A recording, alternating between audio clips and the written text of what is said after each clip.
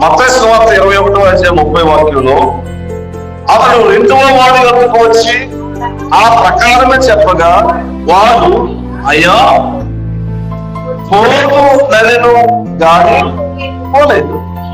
ఈ ఇద్దరిలో ఎవరు తండ్రి చిత్తము చేసిన వాడిని వాడిని అడిగాను. అందుకు వాడు మొదటి వాడే అనేది. దేవునికి స్తోత్రం. ఇద్దరు వ్యక్తులు ఉన్నారండి. ఏమండి, యజమానులు పెట్టాడు. వాడు అన్నాడు నేను చేస్తాను అన్నాడు. వాడేమో చేస్తానని చెప్పాడు కానీ వాడు చేయలేదు. ఇంకొకడేమో వాడు చెప్పలేదు కానీ చేశాడు. ఏమండి, ఈ ఇద్దరులను ఎవడు తండ్రి ఇస్తాన్ని ఎవడు తండ్రి చెప్తాన్ని నెరవేర్చాడంటే మొదటి వాడే అనేటటువంటి జవాబును అక్కడ మనము చూస్తాం. ఏంటి తండ్రి యొక్క చిత్తం అని అంటే దేవునికి